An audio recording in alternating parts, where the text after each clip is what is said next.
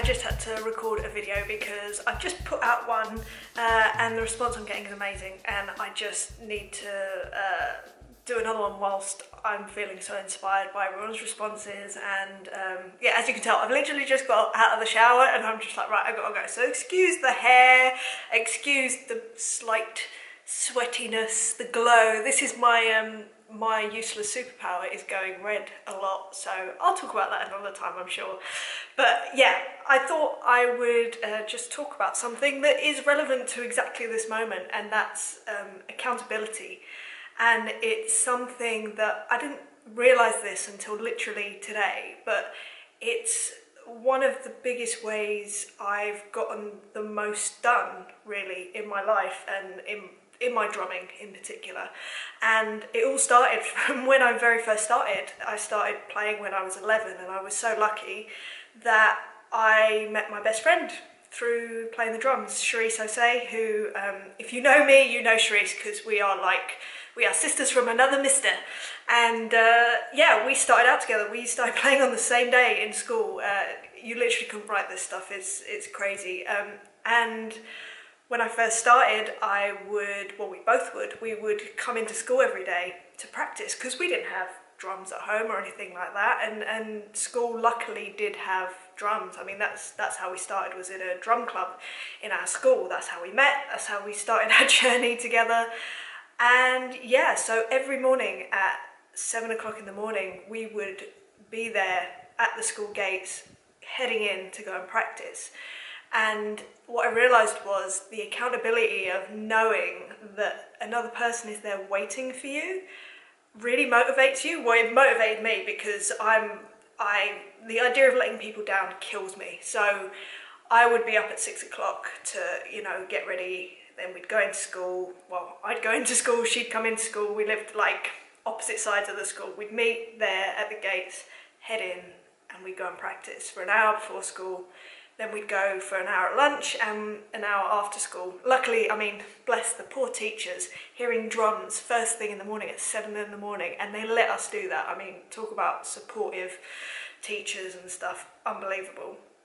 So that was my first sort of introduction to like having a routine, having someone that you're accountable for. And we did this routine for the whole of our school years, so from 11 till 17, which is when she ended up getting a gig and going off on tour. Actually, she left school early. I was so jealous, but I was so happy for her, oh my gosh.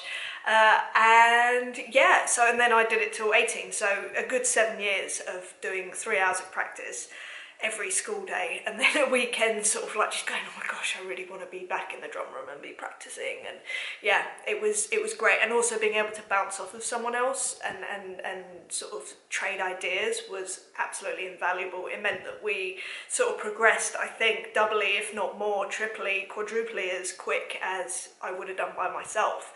Because, you know, one person would say, oh, look at this is what look at what I've worked out, and the other one goes, that'd be amazing, oh, what if you did this? And you know, we would bounce off each other. And if you ever meet us, if you ever see us in a room, we're still like that together. I mean, if you were to try and catch any conversation that we're having, we're like two motor mouths. I mean, it's ridiculous.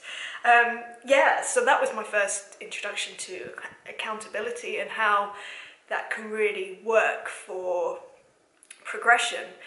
More recently, I've realised that I've had another accountability partner in the last couple of years, and that is for working out. And on tour for the last 2 years, I've been doing a couple of gigs, which there are 2 drummers, and that's myself, funnily enough, and Jonathan Atkinson, amazing drummer, amazing human, and he's really into working out on the road, which I loved the idea of it, I really did, but practically I was just, you know, it's too easy to go, oh, but you know, I'm waking up and I'm tired, and you know, this probably wouldn't be the best thing for the gig.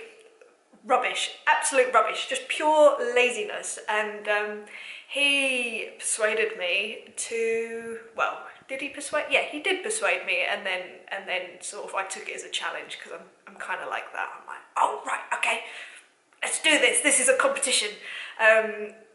yeah, he persuaded me to take up exercising on the road. We do a particular type of exercise which is based around kinesthetic exercises, which is bodyweight exercises.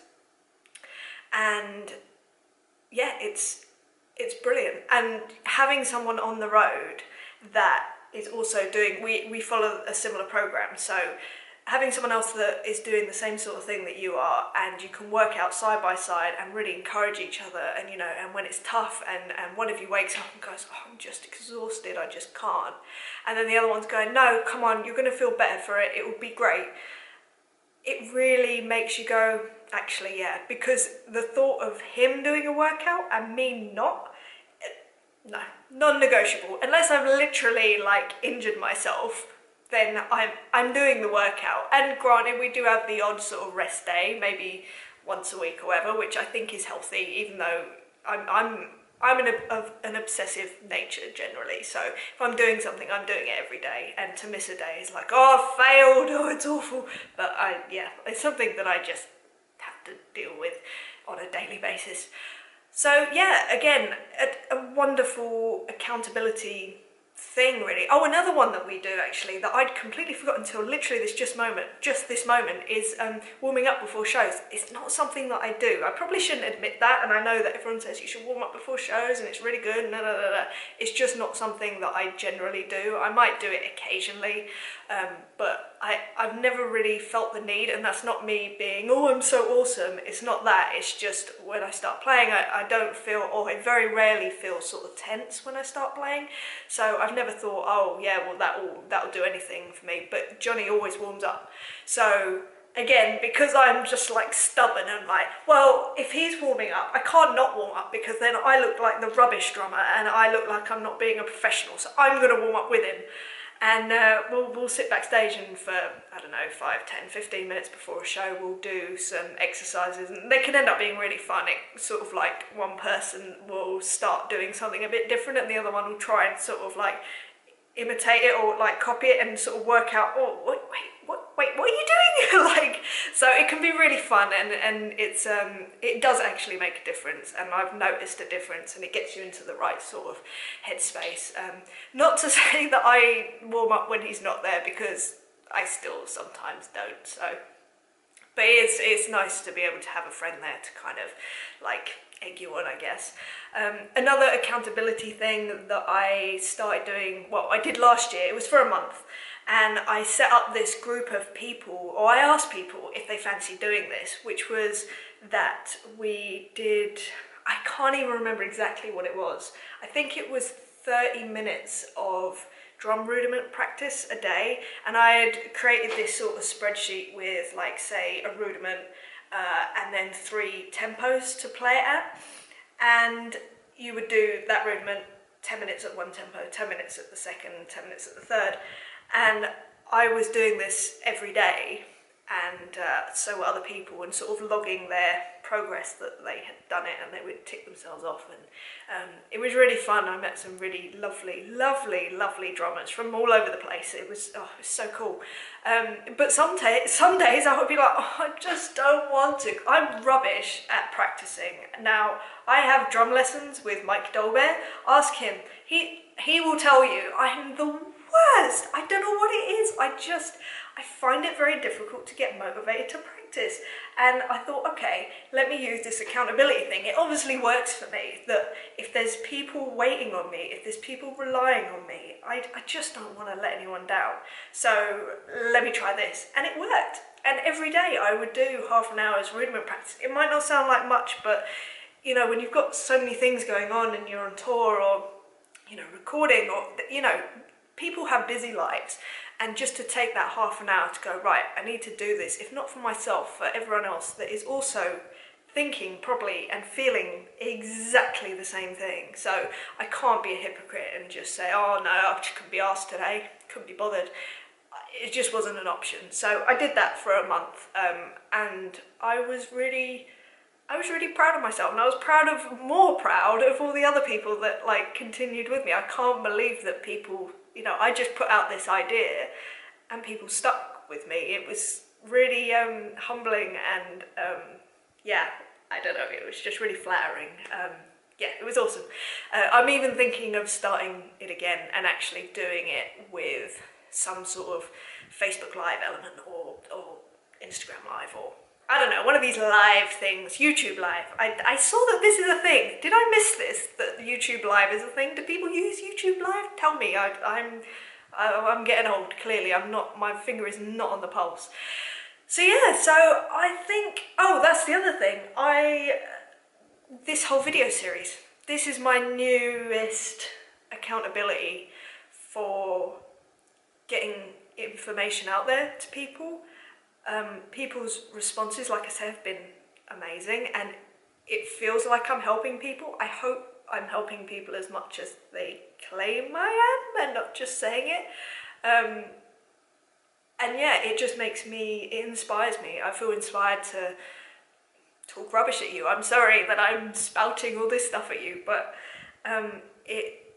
it's making me feel like I'm sort of giving something back to the drum community, the music community, to any kid that's going, oh, I want to do that, but I don't know how, and I don't understand what I need to do and what it all means, you know?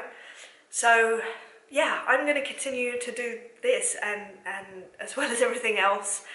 And yeah, I just keep commenting, ask me more questions. Yeah, thank you for inspiring me and feeling like I have something of value to give. I will continue to give as much as I physically, emotionally and mentally can to you.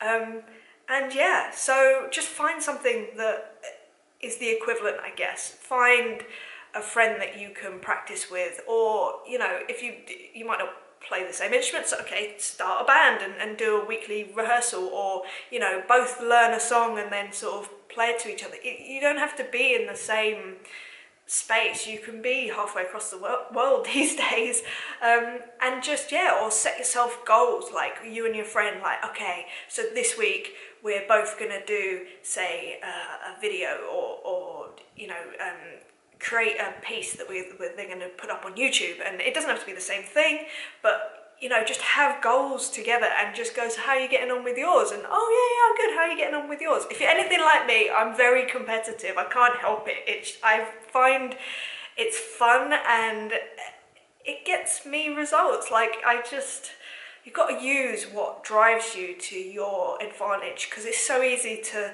you know, for me to go, oh, the feeling of letting people down, I could use that as a debilitating thing. You know, if I do let people down, oh my gosh, my life is all over and I can't live up to it. No. I'm going to use it as a positive, like, right, I don't like letting people down, therefore I'm not going to let people down. I mean, it sounds simple, it sounds silly, but when you realise that you can use these things to your advantage, you become even more focused and in control and powerful of what you have. See it all as a blessing. Don't sort of use it as an excuse. Never use it as an excuse. You can always turn around everything, because it's all perception at the end of the day. It's nothing else. Nothing is actually based in reality. It's all just how you're seeing it. So yeah, anyway, I need to stop rambling. I feel like I've been rambling a long time now, but I hope you found some sort of value in this. Again, keep asking me questions, and thank you for inspiring me massively. I will be doing another Facebook Live tonight, 8 PM BST. Although by the time this comes out, maybe the clocks might have gone back, who knows. But anyway, thank you for inspiring me, and I will speak to you again soon. Okay, thanks so much. See you later.